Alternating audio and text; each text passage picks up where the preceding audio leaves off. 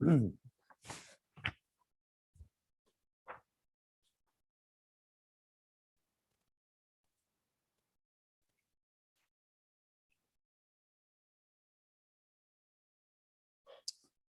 morning.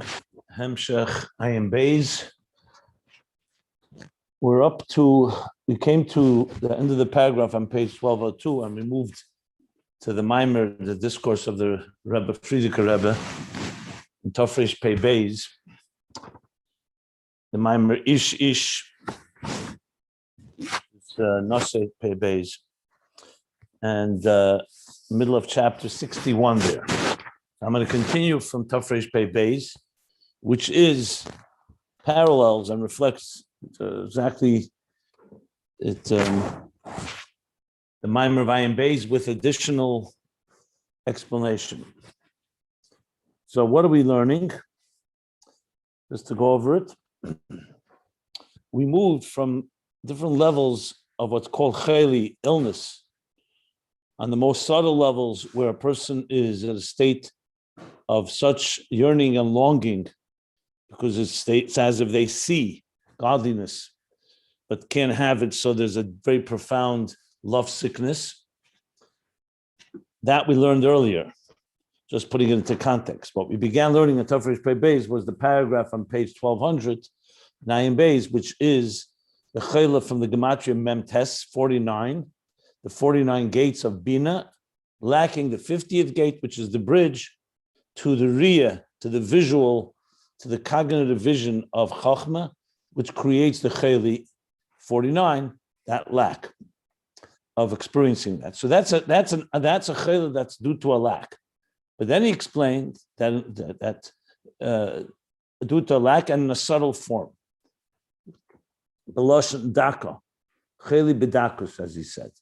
Then he said, Cheta Egel was a result of losing that vision, or going down from the level of vision to audio, from visual to audio, which is what happened, and that caused them to sin in the golden calf, because when you're completely consumed with and mesmerized and completely focused on the visualization of the godliness they experienced at Matan Torah, Chola Am Royim, the expression Royim, as we said, and the Friedrich Rebbe explained it even further, the power of seeing something that you're completely there. So you're looking at gazing at the king, there's no room for any distractions. But as soon as that is gone, then there's room for a ched v'oven, ched from the word a lack, a flaw, a lack, a sudden, and oven from the word crooked, distorted. That's only possible, as he said, when you go from Riyah to Shmiya, or the way he put it was from Chushim to Keiches. The Chush, which is a Chush where you sense something and you're completely taken by it, is one state. But when you go to Koyach is far more of a faculty, which is not quite as powerful impact on the individual. Okay, we learned that. Good.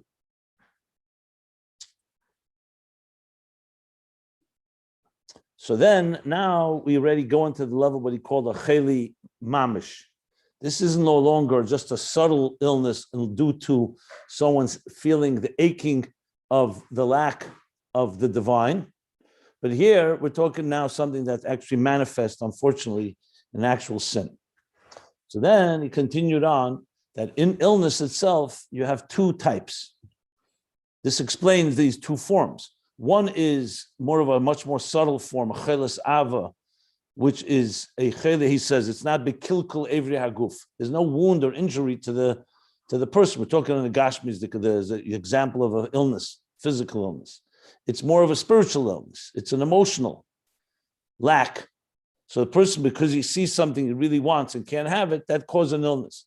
But you can't call that a wound to the body or a disease in any of that sense.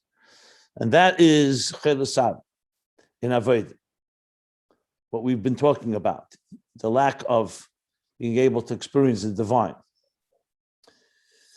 Then there's another cheli, which actually it causes a kilkul, an actual wound or injury or disease, And that, he said, Naveda is, now we're talking about the chili of the animal soul that turns away from God and is consumed with the hedonistic and carnal and physical pleasures and passions of this world, to the point, as the Frierdiker Rebbe elaborated more than the Rebbe Rashab did, that he completely loses sight of that which is ruchnius, has no interest in it, and is focused completely on materialism. That was, I'm not going to go over through all the language, and that is the manifestation of a true illness. Spiritual, of course, it's a spiritual illness in Aveda, but it's an illness that the person is completely gone, is in an unhealthy lifestyle, focused on the means, not on the end.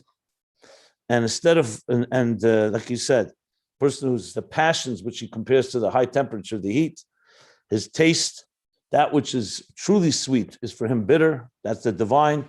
That which is bitter is for him sweet. And a person who's gone from royalty to taking pleasure in literally in the waste, in garbage, as he said from the pasuk.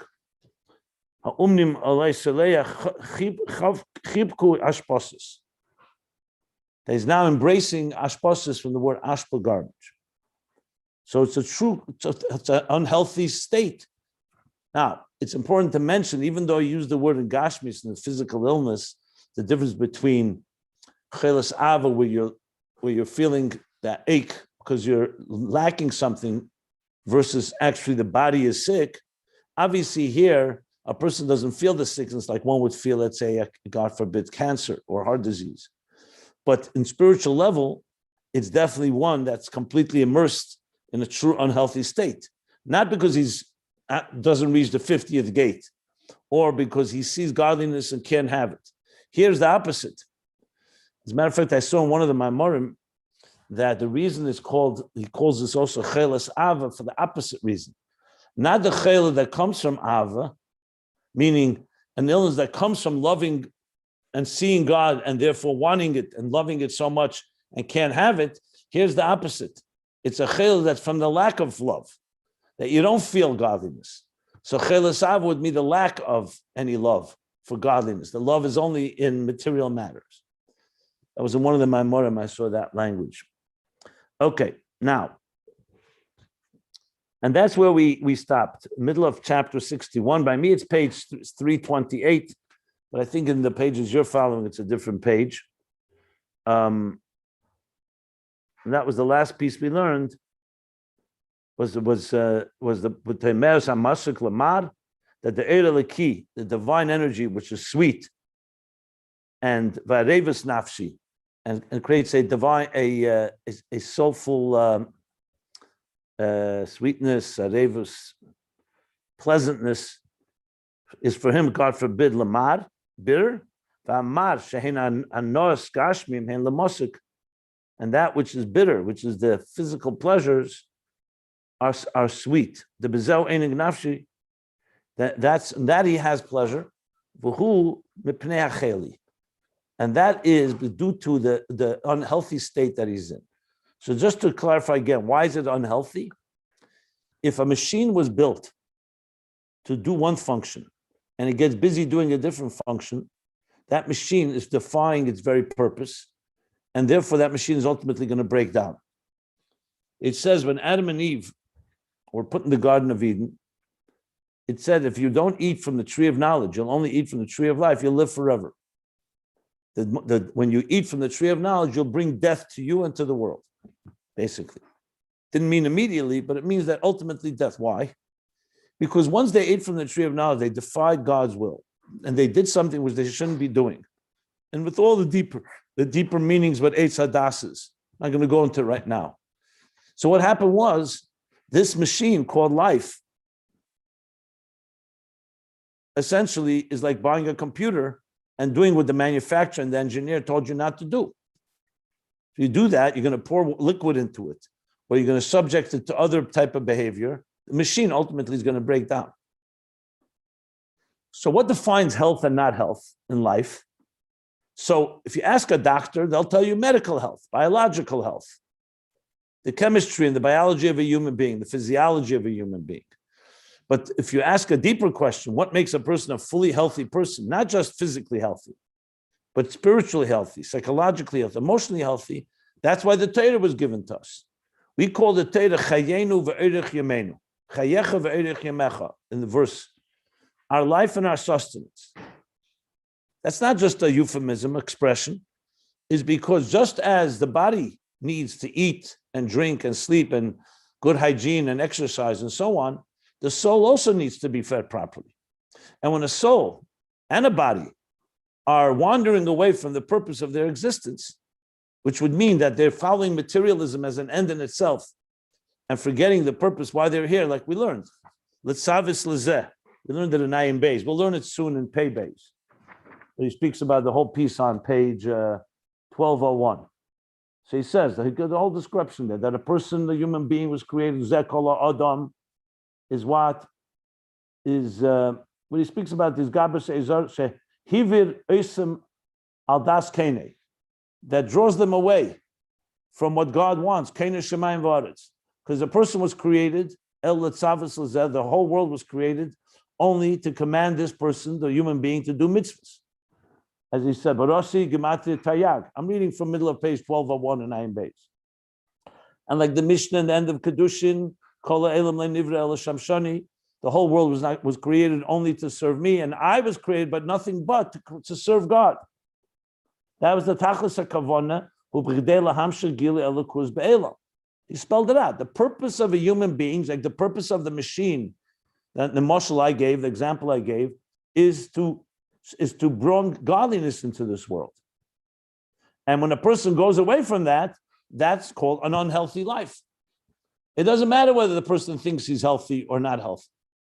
It's the reality. That's why when a person does an Aveira, it's like putting your hand in fire. When a person does a mitzvah, it's like nourishing your whole being. That's why the mitzvahs correspond to the 248 limbs and of the body. And the Loisa said the 365 negative mitzvahs correspond to the 365 nerves or sinews or gidim, as we discussed in the past. Why? Because the mitzvahs sustain the 248 and the negative sustain the other parts of the body, the soul and the body. So when a person wanders away from why is an Aveira called an Aveira? So before we use the word oven means crooked, distorted. Why is it called distorted? Because an Aveira means havara, you moved away. Think of it like a dislocation, dissonance. When you move away from where your purpose is, then you are separating yourself, and that is the root of everything that's called illness and lack of health means, as we discussed, when the flow is perfectly there, when a person is doing mitzvahs, the flow, the circulation, just like the circulation of the body, a healthy body, is the blood flow and the oxygen is all flowing smoothly without impediments. But as soon as there's something done wrong, or you don't do what you should do, an impediment is created and the flow isn't there. That's called unhealthy life. Now, there are people who recognize they're unhealthy and there are people who don't recognize. That doesn't make it more healthy. It just means it's like the Baal Shem Tov says, Haster Aster Panai. The concealment conceals that it's concealed. So it's like a person who knows that he's not well is a person who doesn't know he's not well, which is even worse because he doesn't go for help. He doesn't think there's a problem. So going back now he's going to talk about the two types of illness. So yesh by sakana, a dangerous one that's literally life-threatening, and one that's not life-threatening, but it's still an illness. So this again we learned in on page 1201. We'll learn it now in Tafresh Pei Beis. So he says, "V'yesh b'zeh gufa beis madreges." In cheli itself, in illness itself, there are two levels.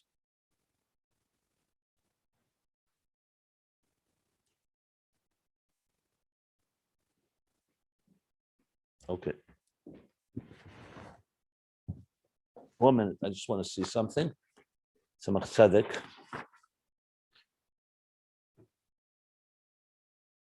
Tzedek Allah.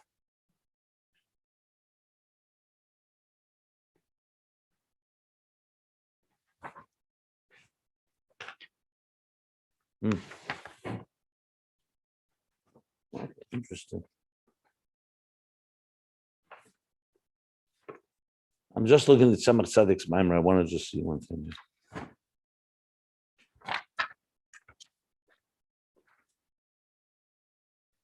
Okay. So here are the two levels.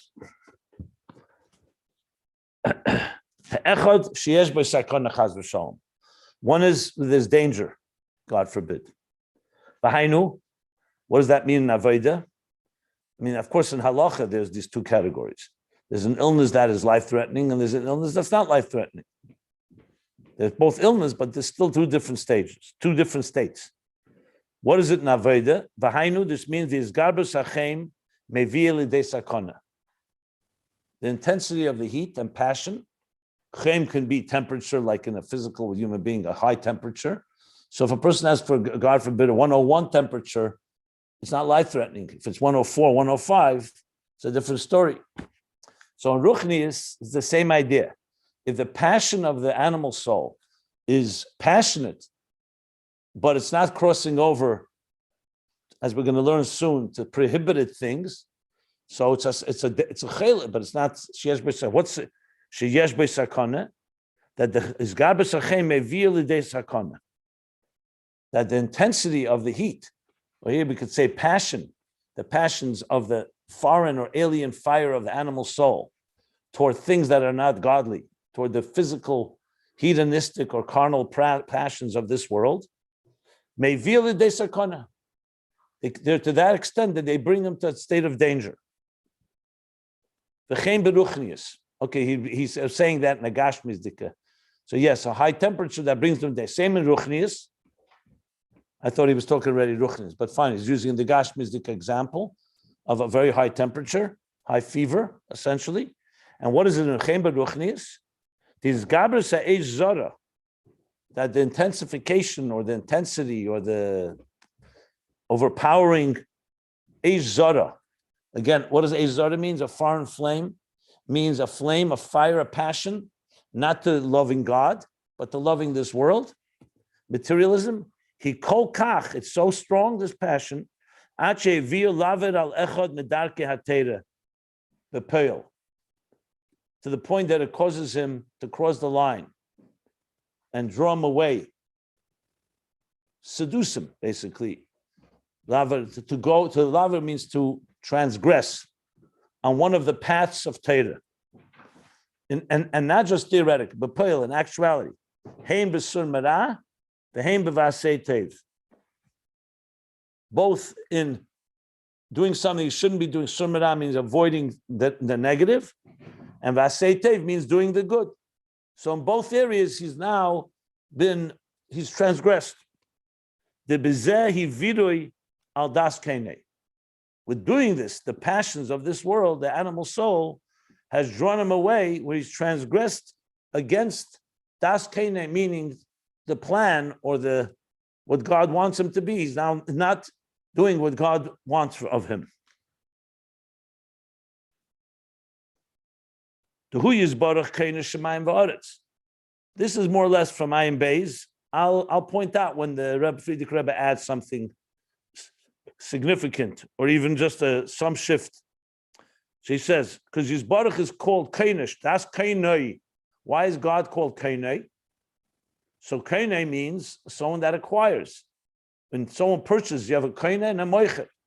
In halach, you have a moichet is the seller, kainai is the purchaser. The Eibush is called purchaser, not because he purchased the world from anybody, but he acquires it. It's his. He's the owner of it. So kainai shemayim va'aretz, he's called the acquirer, the owner of heaven and earth. Ubara eisem b'shvila adam.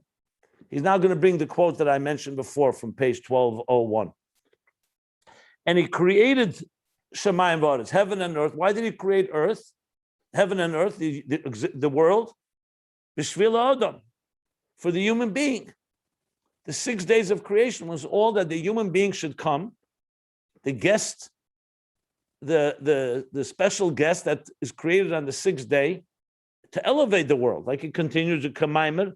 The whole world was created only litzavis lezeh, to command this one. This is the human being. Uksiv anochi asisi eretz. I created or I built made this world, made the world, earth, and the human being upon it, I created. And what does Chazal say on that? The Masha Nechi Asisi Eretz Ubishvila Adam. The Friedrich Rebbe is adding, the Rebbe Rashab just brought all this just briefly. The Friedrich Rebbe is adding the interpretation. That what does that mean? What's the connection between the first half of the verse that says, I made this earth and I put the human being upon it, and the human being upon it I created. He says, that which I made the earth is b'shvil ha'adam, is for the purpose of the human being. It's just another proof to the point that he's making here. In other words, God is the creator of the earth. He's the owner. And he created the whole world for the human being to follow God's creation, God's plan rather, God's instructions. All this is building a case of why wandering away from that is an unhealthy state, and why it creates danger. We're talking about a chelish yesh b'sakona. Why is it dangerous? So he's building the case because first he's explaining what the whole world was created for, the purpose of the human being. The human being should do the mitzvahs, like he says. Now he continues. He continues. V'odam b'shvil barasi b'gematri tayag. Basically, it probably means that the Adam for which the world was created is barasi, Adam b'shvil, barasi. The word barasi is gematri tayag. I just want to see the source. It's earlier on page 319.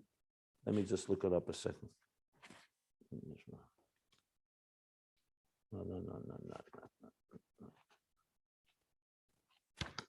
He says 319 here, right? He says footnote 318 in my version.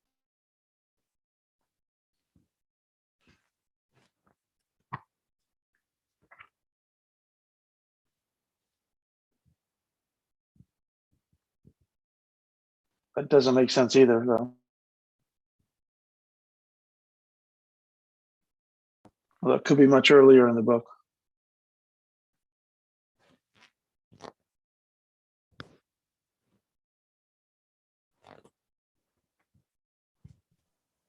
No. Okay, but Rosh is Gematri Tayag. That's the bottom line.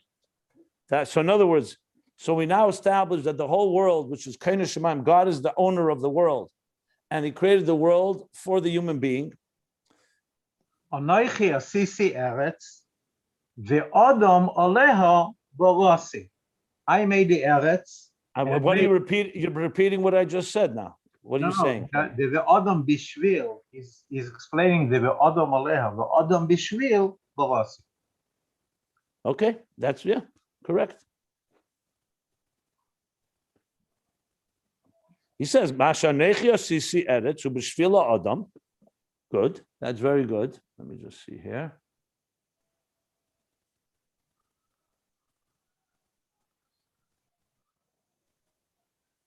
Yeah.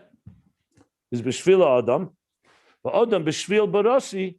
Why did I create the person? Barasi b'gematri tayag l'kayim hamitzvos. So bottom line is the world was created for the human. The human being was created in order. Barasi is the gematri tayag, was created to perform the mitzvahs. Ukamaimer. This is the end of Kedushin that the Rebbe Rashab says. Ukamaimer. Kol ha'elam le'nivra ela shamshani. The whole world was created to serve me, says the human being. Vani, and I, the human, le'nivresi el l'shamish as kaini. I was not created, but to serve as kaini, my master or my owner. Sometimes I mention nest, but okay. So what do we have here is established the purpose of creation.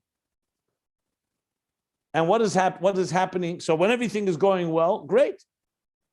Everything is healthy and smooth, and the world and the human being and the world are all aligned to the purpose of what the creator and the engineer, the cosmic engineer did. It's aligned, it's following those guidelines. However, somebody who chata, sins, transgresses, Upogam. Pogam literally means creates an injury or a wound. He causes damage to this reality, to the human being and to existence. V'hivid es haderech. And he's wandered away. He's crossed the line. V'hivid. He's transgressed from the path. He's moved away from the path. V'gorem es hacheshech chas v'shalom, and causes the darkness. So you're traveling on the path, the right path. Then someone unfortunately goes off that path and causes the darkness, God forbid. I think that's an additional line by the Frierdiker Rebbe. A few additional words here that he had. Yeah, no, he says it. The Rebbe Rashab uses cheshech b'yesir. He says, "Godam is a cheshech, chas v'shalom, u'kamei shekosov." So he causes darkness. In other words, not just in himself, in the world, like it says, "Gam es ha'elam nosen b'libei." Also, the world was nosen b'libei, was given within the heart of the human being. So usually this is interpreted as meaning that we have the entire universe is included within us like in a microcosm. So the way we behave affects the universe. That's how we read it when we read the Rebbe Rashab in Ayin Beis. I'm just looking. That's what's said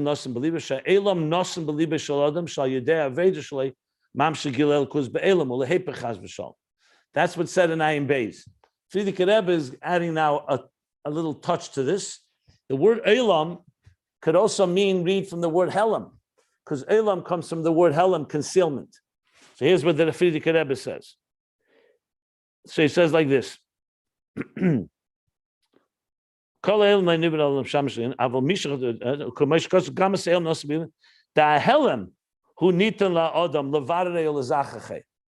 concealment of this world, that's what it says here. The concealment of this world, not just that the world was given to us and we bring godliness into it and elevate it, but also the very concealment of this world was given to us, to the human being, levarere, to separate, and to refine, to clarify and to refine. In other words, we were here to eliminate the darkness. So to make it a little, to spell it out, we were put in this world, as we spoke last, is dira b'tachtenim, to make a home for God in tachtenim. Tachtenim, the Alter Rebbe explains, doesn't mean physically the lowest, doesn't mean a physical space, it means conceptually the lowest. A world that tachtenim begili elikus, meaning that godliness is completely concealed. It takes avodah, work, for us to reveal godliness. Even when we spoke about Sumarim Menechem, raise your eyes to heaven, and the Navi is saying, V'ru'u mibara eila, and see who created all of this. That also requires you have to raise your eyes to heaven, and you have to focus on it. And then you can see it with your very eyes. You can see the divine Ein Sof, the power of Ein Sof that creates, but you need to apply yourself. It doesn't happen automatically.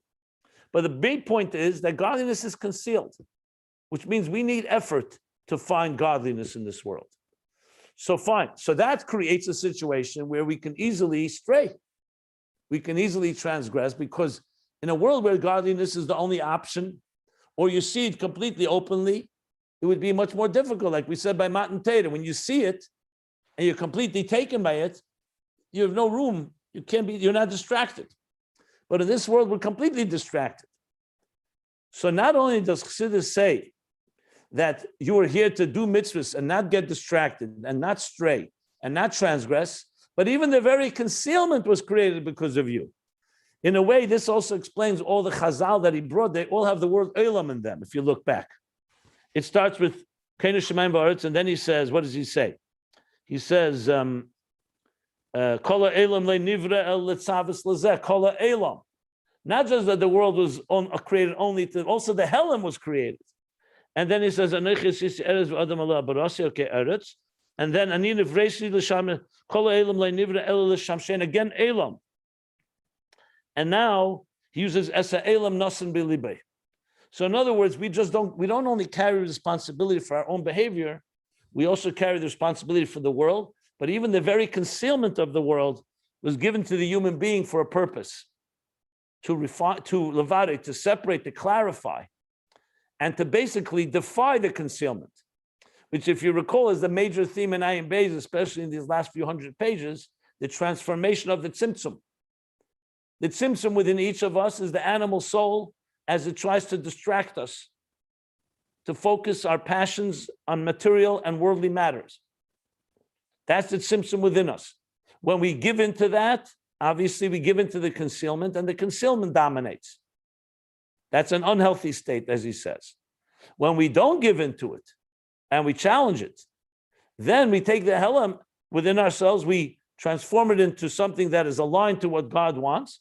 You're bringing gilui, you're basically radiating, illuminating the darkness with godly light and energy and clarity.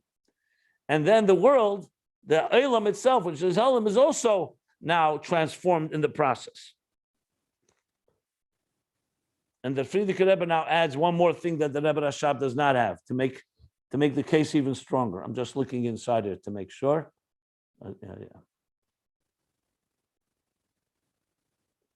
He adds another Elam. Ubishvilei nivra Elam. So the Mishnah says in Sanhedrin, Chayev Adam Leimer Bishvili Nivra Elam. A person is responsible to say the whole world was created because of me, not arrogantly, but out of responsibility and accountability. So the Frierdiker Rebbe's Chiddush, it's actually a Chiddush in Tov Shin as well. When the Frierdiker Rebbe said the first Amaimer, when 770 was bought, and the first time Frierdiker Rebbe moved into 770, the end of 1940, he said Amaimer, Al Shleisha Dvarim Ha'elam Oimid, also Elam. On three pillars the world stands, Allah Teira Avediv Gilas Chasadim, Teira service and Milas Chasadim. And he said, he touched Allah Elam Oimid, the Helam of the world stands on the human being. In other words, it was created for the human being. That the whole purpose of the Helam is that the human being transforms. I'm just pointing out that this is a chiddush of the Frierdiker Rebbe's interpretation. So we say, B'shvili nivra Elam, B'shvili nivra Helam. Not just the world was created because of you, the concealment was created because of you. It makes the story so much stronger that the very concealment of existence was created because of us in order for us to turn it around. B'shvili nivra Elam, Kaleimer, HaHelam, Elam from the word meaning Helam, from the word Helam, right? Why was the concealment created? In order for us to clarify and refine it and basically reveal the light within it.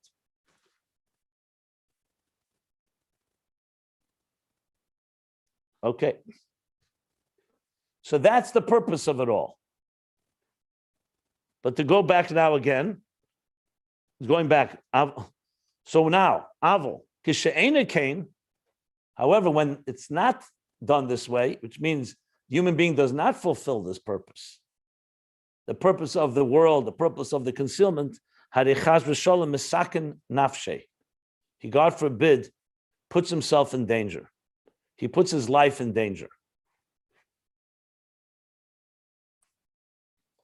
And again, the Frierdiker Rebbe is adding more words just to make the point. Ukiyadua.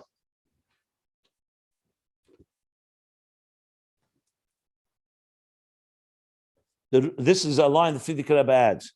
The Misa Ruchnius, that spiritual death, Chaz v'shalom, God forbid, Kosha Megashmius, Rachmana litzlan, is worse than a physical death. God protect us.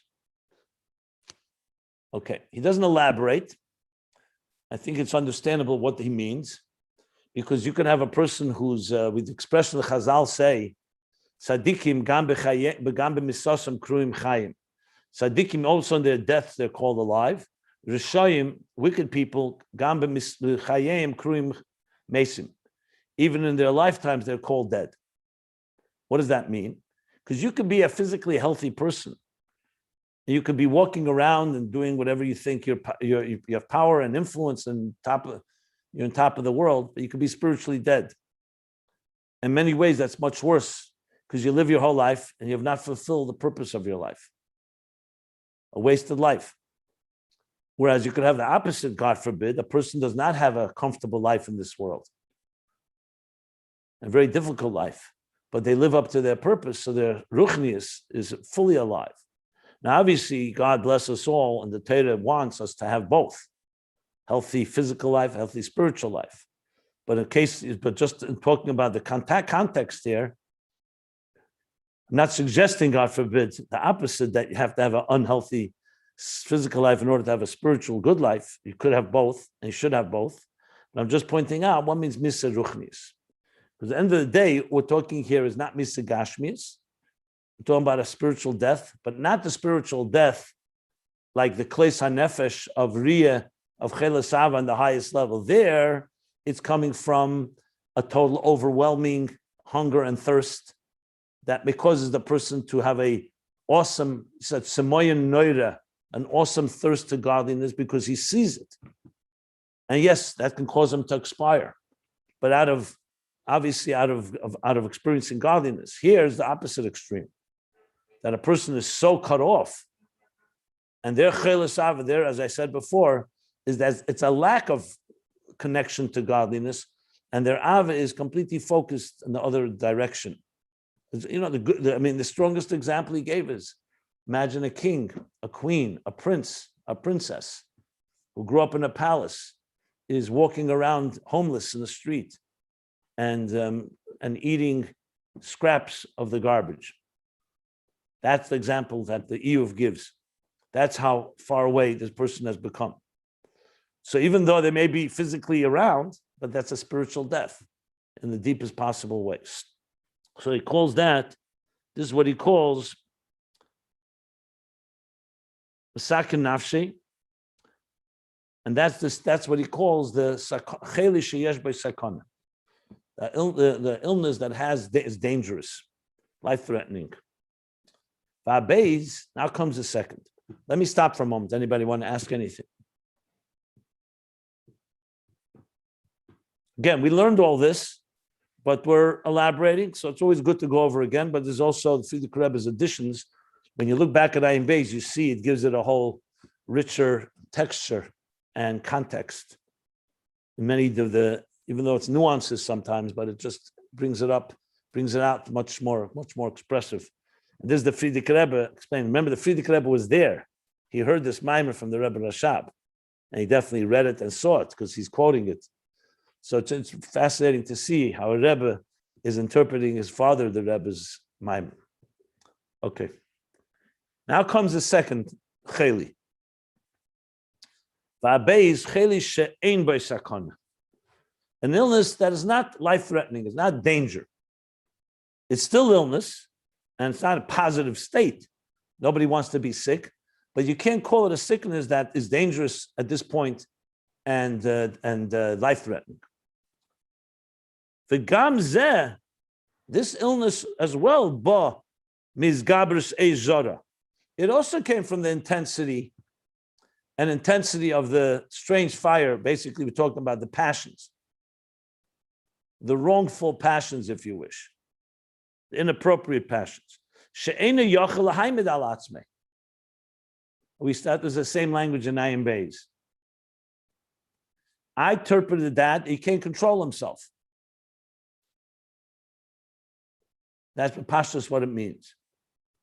They can't control himself. So in other words, the Nefesh Habamis is affecting this individual as well. Even though it's a different effect, it's still coming from the same root, which is the passions of the animal soul that a person cannot resist, essentially.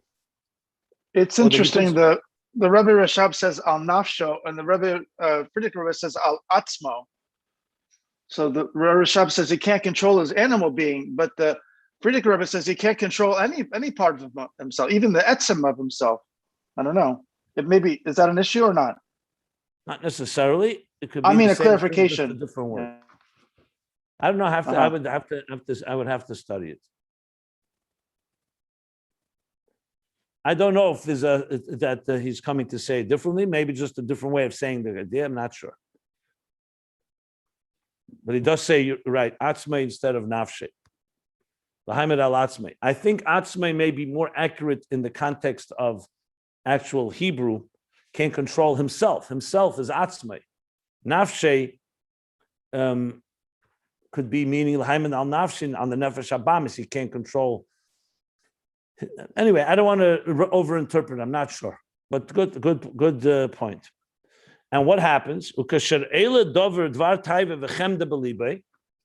And when a matter of desire and chemda and lust arises, meaning in his heart and mind, it arises. He has a. Just a second. I just want to see something. He says, Here says, okay, here he says, by the Rebbe Rashab says, b'moiche, but it also adds chemda. So it's both mind and heart. He says, b'liboy, here it says, b'moiche.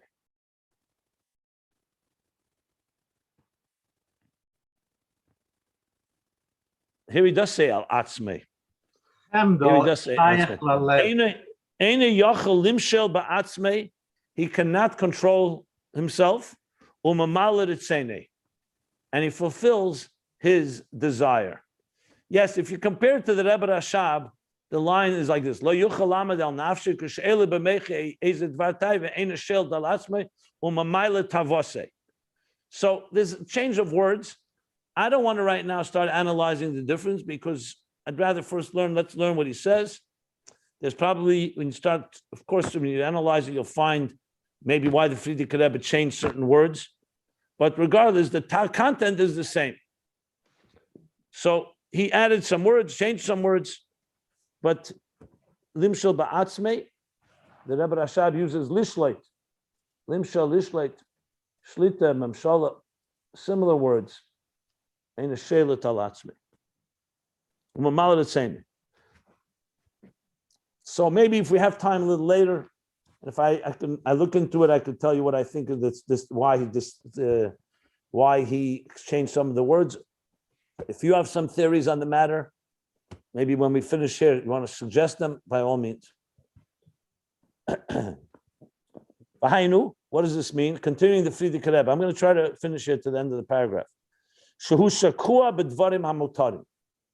So why is it chelish sheyesh by sakana, she'ein by sakana? You just said that it's also rooted in the flame and the passions of the Ezara, and it causes a person to not be in control of themselves. But the difference is that he's shakua. Shakua means he's completely immersed and submerged with dvarim hamutarim, in permissible matters. So as soon as you see permissible, you say, okay, so what's so bad about that? So he continues. And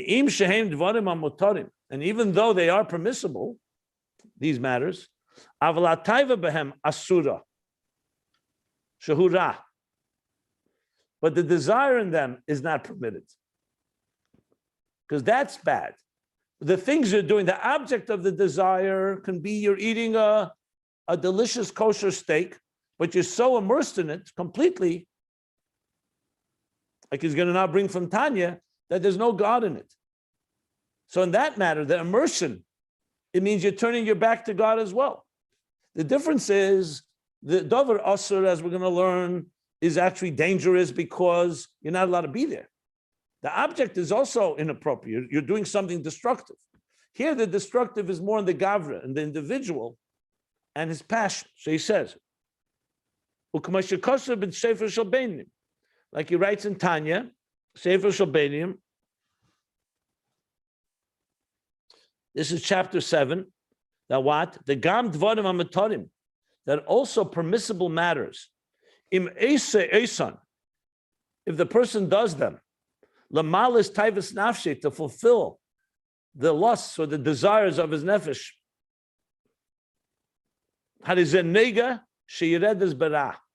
That's Klippas Nega, that's the glowing or the shining or the transparent klippa. It's true. It's not Shalosh Klippas Atmeis. It's not the three harsh and impure shells that one is not allowed to engage with altogether. This is Klippas Nega, meaning it's neutral in the sense, but it's still a klippa. It's still a shell. It's not the divine fruit within. And when you're eating or any other activity that is, in a sense, reshus, which means it's not prohibited. It's neutral.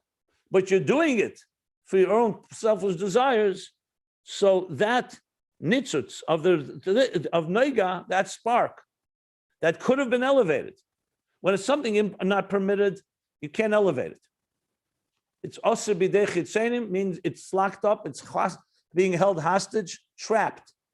But mutter means it's mutter, it's untied, heter. But now what you've done is you've taken it and turned it into something negative by eating it with that type of compassion, selfish indulgence. So the noiga yered is bara. It goes down to Ra. The Tanya says lefisha, temporarily, until you can change it. But for that moment, it's in Ra. So therefore, that's what the Frierdiker Rebbe is saying here. It's essentially, the Rebbe Rashab says exactly the same thing. It's the same thing. That dvarim mutarim, even though it's permissible, but the Frierdiker Rebbe added the words that the taiva for it is not.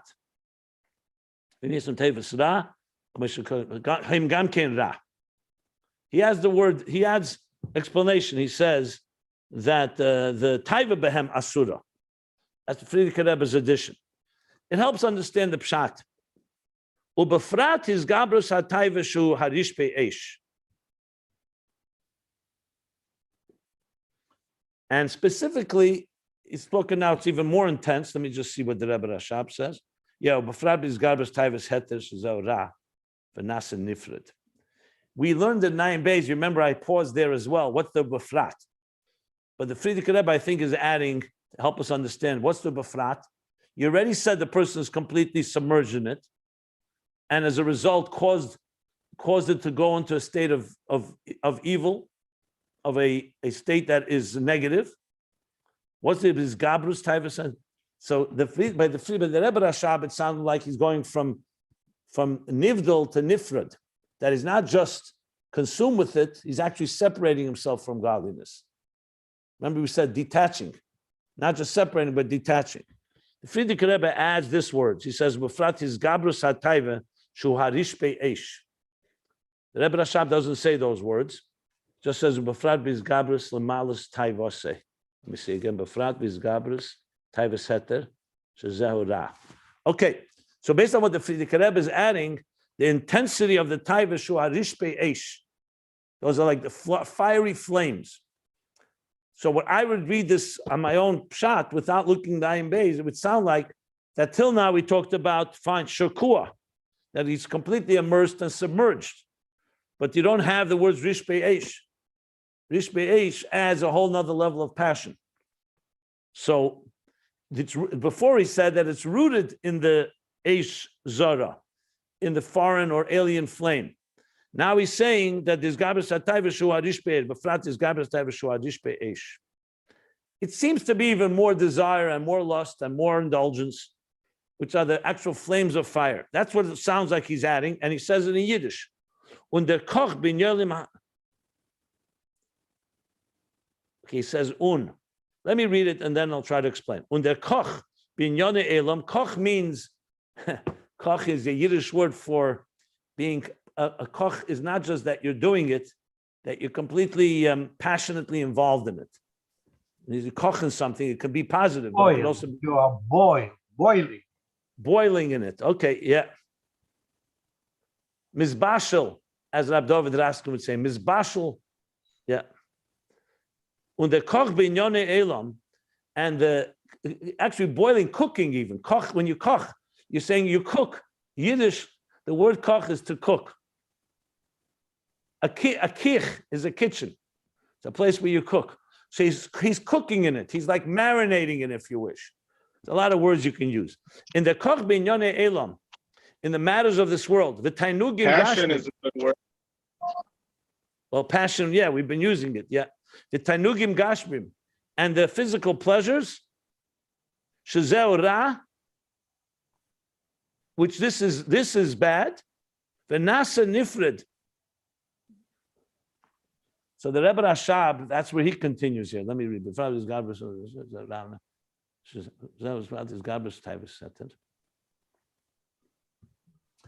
And now he becomes detached. Like it says, this pasuk is in Mishlei. Okay. The Taivi, you see the words Yivakish Nifred, the one that's Nifred, separate. The Taivi Yivakish Nifred, the one that's in desire is he's like requesting to be separated. Like the Medrash says on the pasuk, he parid no ma'alai, where we talked about Lot and Avram. He parid no, separate yourself ma'alai from me. Shenasa nifred chaz v'shalom. He parid. He became separate and detached. V'olu l'ra gomer chalila. And now he's capable of actually going and falling into complete evil. Interesting. Here, that doesn't bring the word he parad veloy he bodel. The Medrash actually says the word he. The Rebbe Rasha brought also the word he bodel. He bodel ein eksiv ele he parad. Hari nifred hu yesem nivdo. Okay, and he brings also Ben Seder Meida. There's some things in Ayin Beis that the Rebbe Rasha, the Friedrich Rebbe does not cite. So here we have the opposite. The Rebbe Rasha says more than the Friedrich Rebbe. Why? We need to analyze. But clearly there's more in Ayin Beis on this line as well. So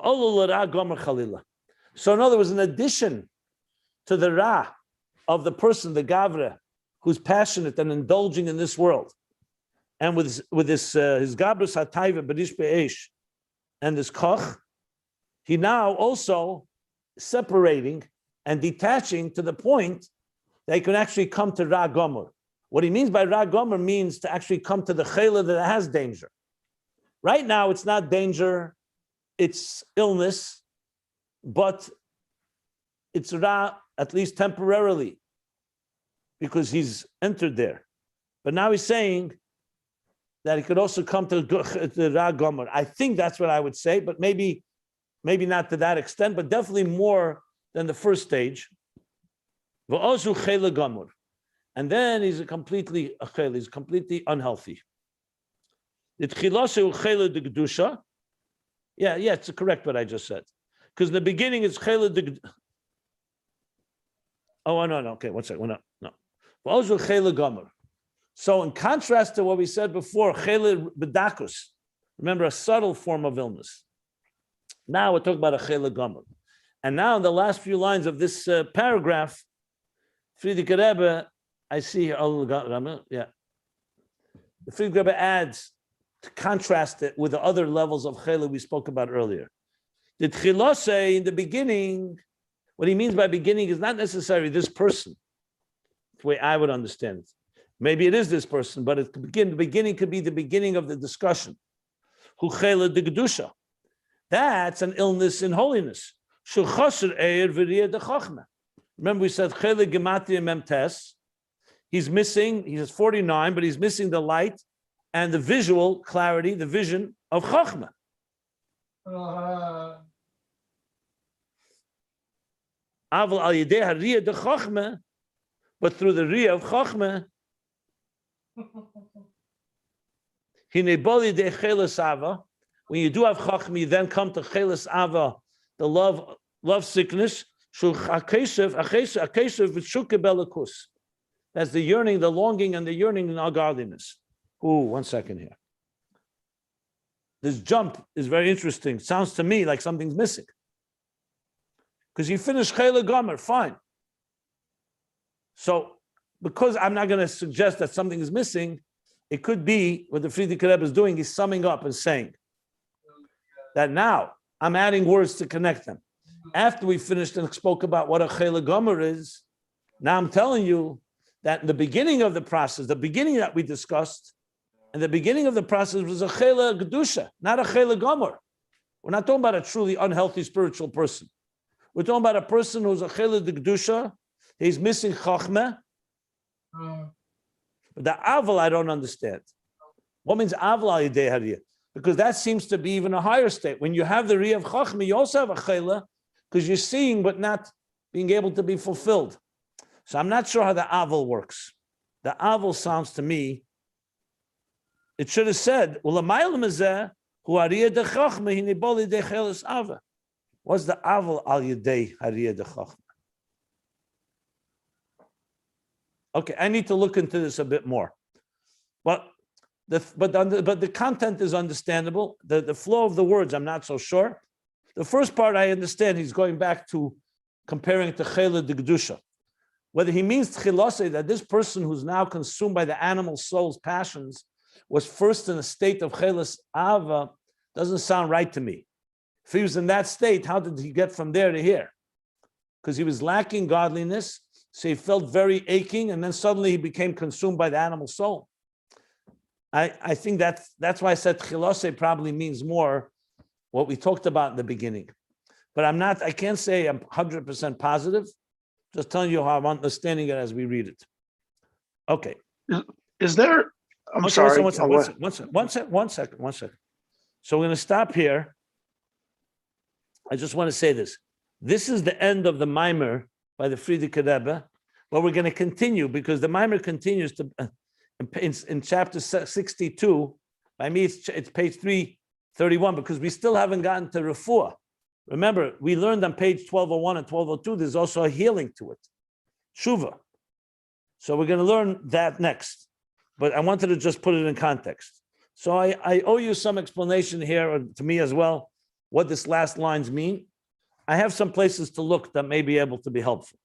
So let me stop here, and then now, please, anyone wants to ask something, or go ahead.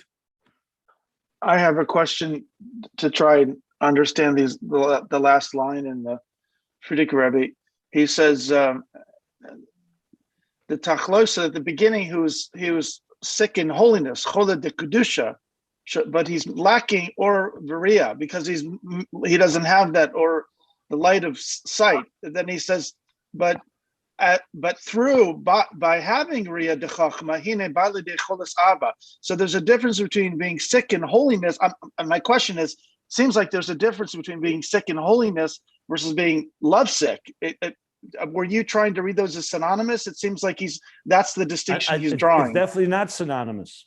We already learned it's not synonymous because before I explained a number of times after he explained at length that when you have Riyah, Chachma, Bina, Das, and you come to Samtus and the clarity and recognition, and you actually like you're seeing it with your own eyes, almost, that causes a very profound longing. That was on page 1200 in Ayin Beis. And then he said, there's another level he called, the 49 is Gematria Chela, where there you don't have Riyah.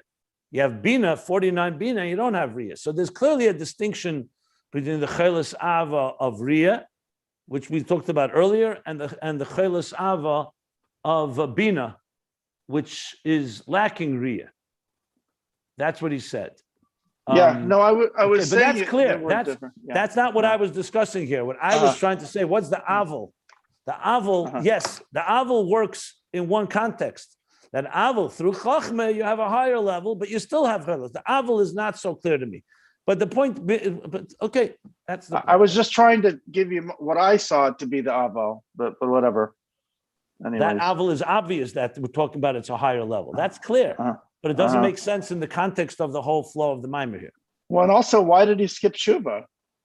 He skipped didn't that. Skip. We didn't get to Refu. He didn't skip. We're going to learn about it later. There's no skipping here. This stops in the middle of page 1201. It's a little, okay. Yeah, I see. Yeah, it's a little, the order is a little different than the Rebbe Rashab. Maybe not exactly. Anyway, does anybody else have any questions? In the beginning, he did not want to talk about all of these dalgas and gashmias in the choyle, in negativity. The whole idea of the mimer is about choylas ahavo. So he said the real choylas ahavo is in re'iyah. But then if there is a yerida, then this could cause the egel and lower. And here, after all of this, he's summarizing that choyle, the kedusha, the philosophy is when he's missing the re'iyah the chokhmah. Avol ali, the re'iyah the chokhmah, this is the real choylas ahavo. That's what it seems to me.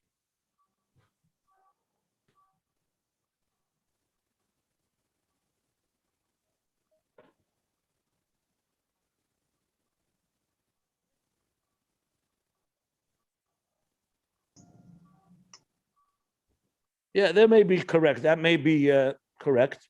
That's closer. But how do you explain the tchilose hu chela degdusha in context of what he just finished saying about chela gomer?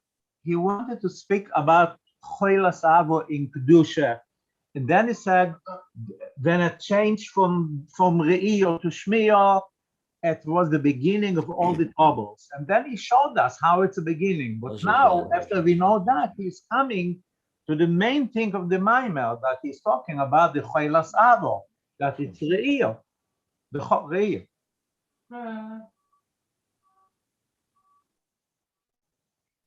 Okay, fine. I'm fine with that.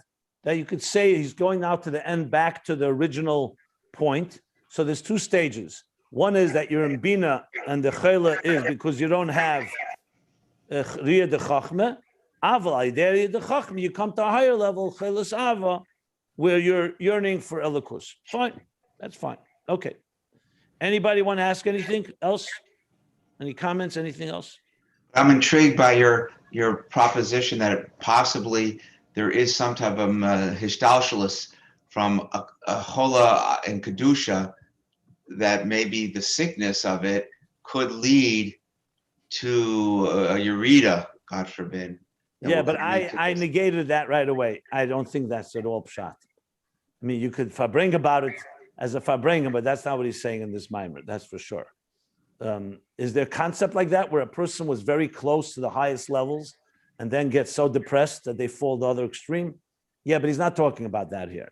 I can tell you that because there are Maimorim that talk about that. That's not this pshat here. So the concept exists, but I don't think it's at all this context. That's all I'm saying. I need to look through this a little more. We got to learn it properly. I missed the last part. What? You missed what? I missed the last part of the last line, but I think that the mashal from the Ben Saramer is that the Ben Saramer is not doing anything usher, but they punish him because it's going to lead to something usher. So I said that when we learned it in Ayin Beis. Okay. That it goes in stages. But the Friedrich Rebbe chooses not to bring the Ben Saramer.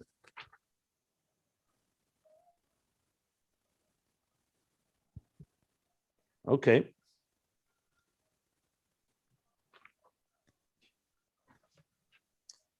Any other comments, questions, anything? Oh, okay. So we'll stop here. Basically, by me, it's page 329, but it's in Tafresh Pei Beis. It's the end of chapter 61 in Pei Beis. Okay.